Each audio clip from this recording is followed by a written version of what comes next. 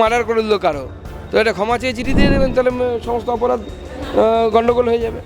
অনুব্রত মণ্ডলকে একটু দূরে সরিয়ে এখন কাজল শেখকে কোলে বসিয়েছেন মমতা বন্দ্যোপাধ্যায়। সত্যজিৎ রায়ের হীরক রাজার দেশের যে সিনেমার যে সিন, পাঠশালা বন্ধ করে দেওয়ার যে সিন, তার সাথে আমরা মিল পাচ্ছি একজন পুলিশ অফিসারকে, তার স্ত্রী, তার মাকে এই ধরনের গালিগালাজ, মানে পেটের ভাত, অন্নপ্রাশনের ভাত বেরিয়ে আসবে এরকম অবস্থা, সেই ধরনের গালিগালাজ করার পরে এরা ছাড় পেয়ে যাচ্ছে মমতা বন্দ্যোপাধ্যায় আশ কাটাতে।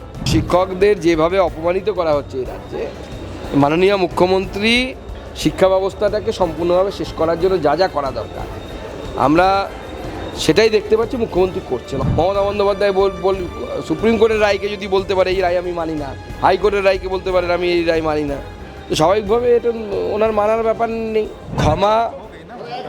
ক্ষমা চেয়ে চিঠি দিলেন, তাতে কি অপরাধটা মাফ হয়ে গেল? তাহলে যে বিজেপি কর্মীদের পুলিশ প্রতিদিন যে কেস দেয় গন্ডা গন্ডা করে, তো বিজেপি কর্মীরা সবাই একটা করে ক্ষমা করে চিঠি দিয়ে দেবেন, তাহলে পুলিশ কেস মিটে যাবে। তো আজকে কেউ মার্ডার করে দিল কারো, তো এটা ক্ষমা চেয়ে চিঠি দিয়ে দেবেন, তাহলে সমস্ত অপরাধ গণ্ডগোল হয়ে যাবে। পরিষ্কার বোঝা যাচ্ছে তৃণমূল কংগ্রেস প্রশাসনকে ঠুটো জগন্নাথ করে রেখেছে। প্রশাসনের স্টেপ কোথায়? ক্ষমা চাইলেন না করলেন সে তো দলের ব্যাপার, প্রশাসন কোথায়? আইনটা কোথায়? আইনটা যে ভাঙলেন, সেই একজন সরকারি কর্মচারীকে সরকারি কাজে বাধা, কত নম্বর ধারা সে তো পুলিশ জানে, তাহলে সেই ধারাটা কোথায় তার বিরুদ্ধে প্রয়োগ হলো? বিজেপি মিছিল করলে এই ধারা দিয়ে দেওয়া হয়, আমার উপরে কতবার যে ধারা লেগেছে তার ঠিক নেই।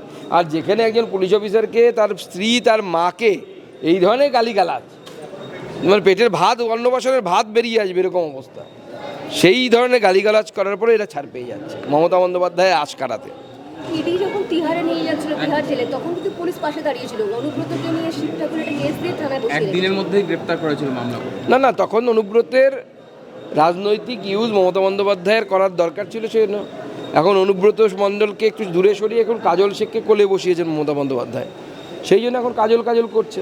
আবার কাজল কিছুদিন পর কাজল লতা হয়ে যাবে, তখন দেখতে পাবেন। অভিষেক জমানা ফিরছে বা অভিষেক দখল করছে বীরভূম, এরকমটাও একটা চর্চা উঠছে।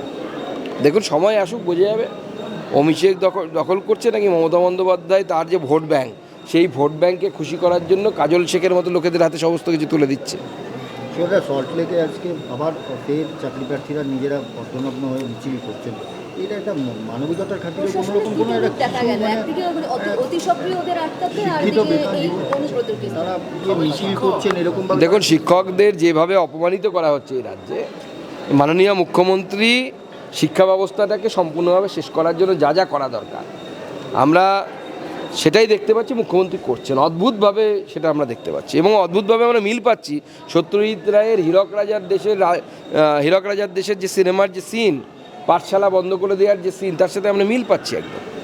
হীরক রাজার মতো আচরণ করছে। উদয়ন পণ্ডিতের সাথে যেভাবে আচরণ করা হয়েছিল, সেই একইভাবে আচরণ করছে মাননীয় মুখ্যমন্ত্রী। কারণ এই সরকার শিক্ষার মূল্য বোঝে না, শিক্ষার কদর বোঝে না।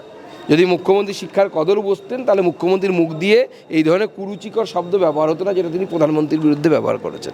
টাকি পুরসভার অনিয়মের একটা রিপোর্ট, সিএজি রিপোর্ট একটা পাওয়া গেছে, এবং আগামী কালও আপনাদের ওখানে আন্দোলন। এ তো নতুন কি, সব জায়গাতে তো সিএজি রিপোর্ট এরকম ভয়ঙ্কর সিএজি রিপোর্টে আছে। এই রাজ্য সরকার কোনো সাংবিধানিক সংস্থাকে মানে নাকি? মমতা বন্দ্যোপাধ্যায় সুপ্রিম কোর্টের রায়কে যদি বলতে পারে এই রায় আমি মানি না, হাইকোর্টের রায়কে বলতে পারেন আমি এই রায় মানি না, তো স্বাভাবিকভাবে এটা ওনার মানার ব্যাপার নেই।